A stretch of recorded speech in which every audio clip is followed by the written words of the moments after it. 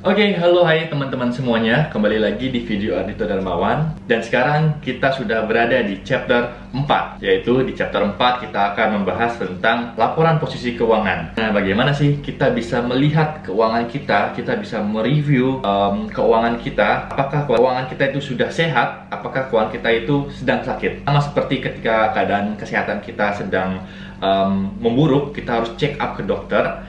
Sama seperti keuangan juga, ketika kita merasakan keuangan kita ada yang tidak beres, kita harus check up keuangan. Yuk kita check up keuangan teman-teman ya. Sebelum mulai, pastikan teman-teman sudah nonton di chapter pertama. Saya sudah membahas tentang cash flow quadrant, yang dimana di situ ada 4 cash flow quadrant. Dan chapter kedua, di situ juga saya sudah membahas tentang bagaimana pola pikir orang miskin, pola pikir orang kaya dalam keuangannya. Dan saya juga sudah membahas di chapter ketiga tentang 3 tipe income dan 3 tipe spending. Setelah kalian sudah menonton 3 chapter tersebut, itu akan membuat pemahaman kalian semakin komplit di chapter 4 ini. Oke teman-teman, sekarang mari kita bahas untuk laporan posisi keuangan. Kita akan membuat di quadrant di iPad ini lagi. Oke, check it out. Oke, sekarang saya akan buka notes seperti biasa.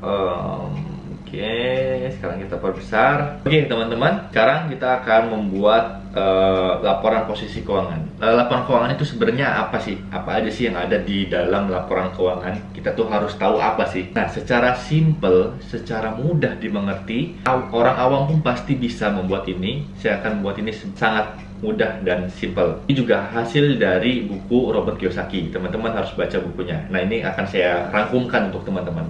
Jadi laporan keuangan terdiri dari, saya akan gambar di sini. Laporan keuangan akan terdiri dari, nah di sini saya akan tulis adalah income,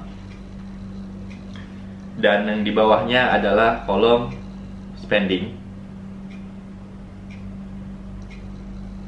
atau bahasa Indonesianya adalah di atas pemasukan, yang di bawah adalah pengeluaran. Dan di sini juga ada kolom persegi panjang seperti ini. Yang di sini adalah kolom aset. Di sini ada kolom liabilitas. Oke, sekarang kita harus pahami dulu ya sebelum kita mencoba mulai, apa ini keempat ini itu apa sih sebenarnya, supaya yang baru di channel, yang baru nonton di channel ini juga bisa paham. Oke, yang pertama kita harus tahu dulu di sini ada income. Artinya kita harus ngejabarin dulu nih, income kita dari mana saja dan income kita tuh berapa sih. Ya kita langsung coba aja ya, kita contoh. Let's say teman-teman adalah karyawan dengan gaji 10 juta. Kita ambil contoh seperti itu. Jadi kalian punya income 10 juta hasil dari Anda bekerja.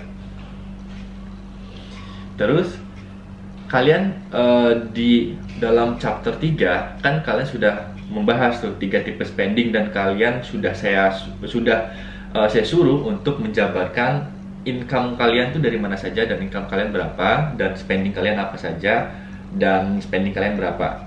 Kalian sudah punya angkanya kan. Nah, ini perumpamaan saja. Let's say spendingnya adalah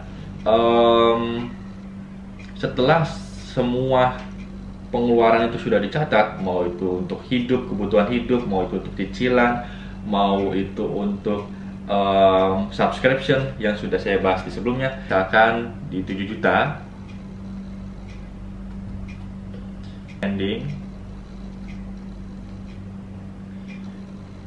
spending total.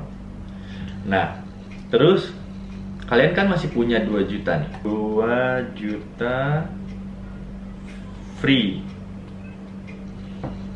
Nah, 2 juta free ini akan kalian masukin kemana sih teman-teman? Di sini juga di bawah akan saya bahas tentang posisi kita. Kita sudah memiliki aset atau kita sudah memiliki liabilitas di bawah ini ya. Kita sebut Anda sudah memiliki saham,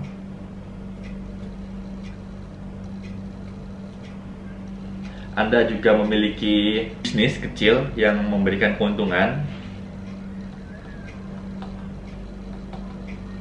dan Anda di sini ada liabilitas atau hutang.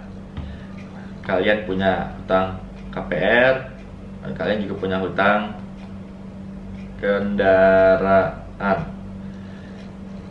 Nah, jadi ini adalah bentuk dari rangkuman laporan keuangan.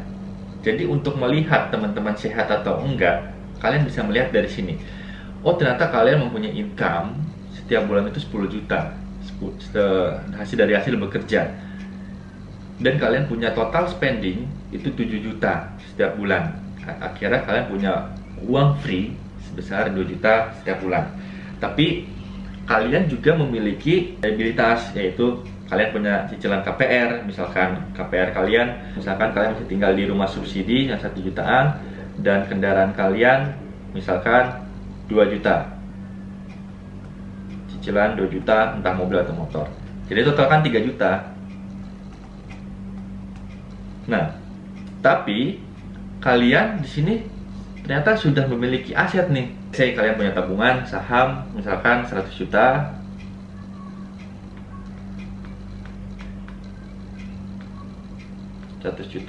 Kalian menabung-nabung, kalian punya 100 juta di saham, dan kalian juga punya bisnis kecil-kecilan yang mana tiap bulan bisa menghasilkan profit bersih 2 juta bulan. Oke, kasih pengkondisian 100 juta di saham ini kalian bisa mendapatkan tahun, ambil gampangnya saja, misalkan kalian bisa menghasilkan 10%. Itu sangat-sangat standar lah, dan itu pasti bisa terlampaui. Anggaplah kalian bisa mencapai 10% dari modal kalian 10 juta, artinya kalian mendapat 10 juta per tahun. 10 juta per tahun. Dari hasil laporan keuangan ini, teman-teman dapat melihat apakah keuangan teman-teman sehat atau tidak, atau 800k per bulan. Oke teman-teman, jadi seperti inilah yang dinamakan laporan keuangan, laporan posisi keuangan. Nah, sekarang PR kedua adalah kita akan memberi arus, memberi aliran, mana yang aliran masuk dan mana aliran keluar. Kita akan memberi garis cash flow secara rangkuman di dalam laporan keuangan ini seperti ini. Artinya, kalian punya income, dari income 10 juta ini kalian akan keluar spending 7 juta. Jadi uang kalian itu dari income malah mengalir ke spending untuk keluar lagi dari laporan keuangan kalian, yang artinya 7 juta ini adalah uang yang hilang setiap bulan. Dan dari income teman-teman di sini, saya pakai garis kedua, menyisakan 2 juta. 2 juta dari hasil income kurangi spending. Tapi teman-teman memiliki hutang, yang mana hutang teman-teman 3 juta setiap bulan. Oke, jadi kita bikin garis kedua. Dari income, spending, dia akan lari ke liabilitas. Dia akan keluar lagi uangnya. Jadi artinya 2 juta ini adalah habis, dan malah minus 1 juta tiap bulan. Teman-teman akan minus 1 juta per bulan. Kita belum ambil aluran kas dari aset ya teman-teman ya. Kalau seperti ini saja sudah bisa dilihat nih. Berarti dengan teman-teman memiliki income sebesar 10 juta, ternyata pengeluaran teman-teman itu besar, spending kalian itu besar, 7 juta per bulan. Ditambah lagi teman-teman mempunyai hutang liabilitas sebesar 3 juta setiap bulan, teman-teman akan minus setiap bulan sebesar 1 juta. Ini adalah pola pikir miskin teman-teman. Kita bisa simpulkan kalau caranya seperti ini, keuangan kalian sedang sakit. Jadi keuangan kalian tidak dalam baik-baik saja. Nah, sekarang kita yuk masuk ke aset. Tapi beruntungnya teman-teman memiliki aset.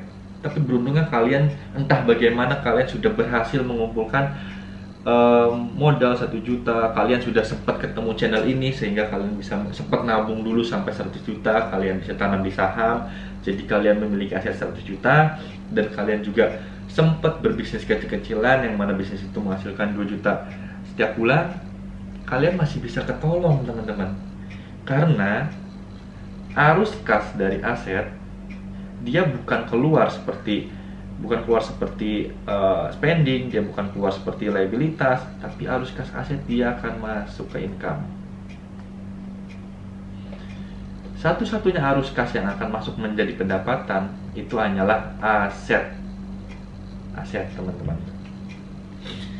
Jadi income teman-teman itu bukan 10 juta ditambah ekstra tadi 800.000 sebulan dari saham, tambah 800.000 dari saham, ditambah 2 juta dari bisnis kecil-kecilan teman-teman. Jadi totalnya kalian sudah memiliki 12,8 juta. Syukurnya, jadi kalau kita sudah terlibatkan aset di dalam laporan keuangan ini, kita coba ulang, 12,8 juta dikurangin 7 juta, maka kalian masih punya free sebesar 5,8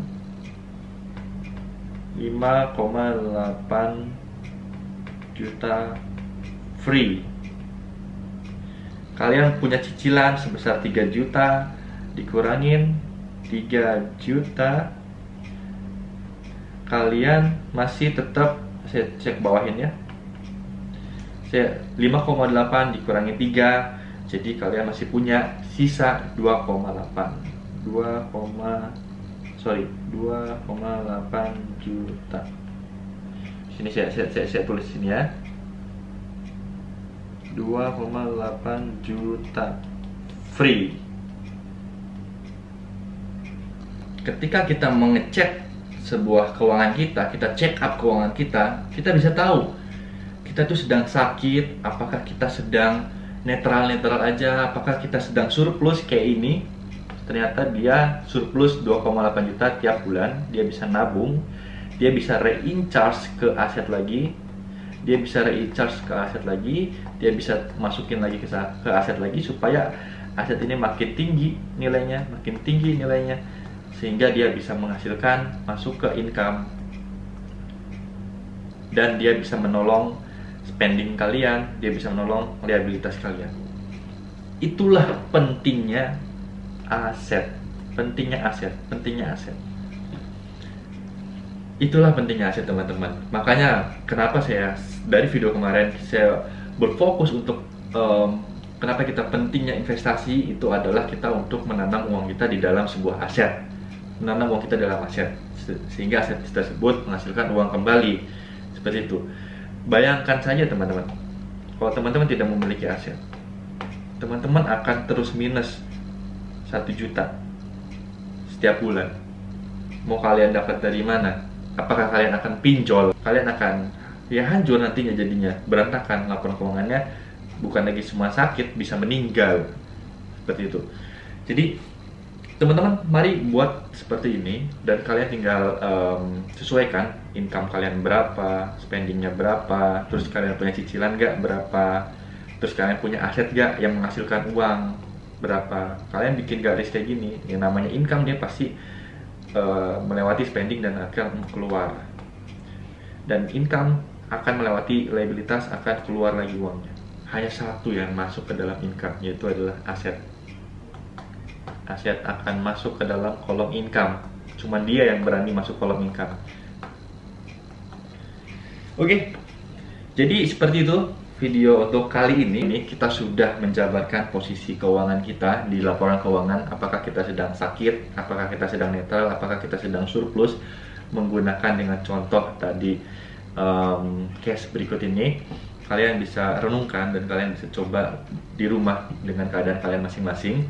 Semoga ilmu ini bisa sedikit bermanfaat paling tidak. Dan buat kalian yang baru datang di channel ini, jangan lupa tekan tombol like, komen, dan subscribe. Jangan lupa juga nonton di chapter pertama, kedua, dan ketiga. Dan sampai ketemu di chapter kelima. Bye!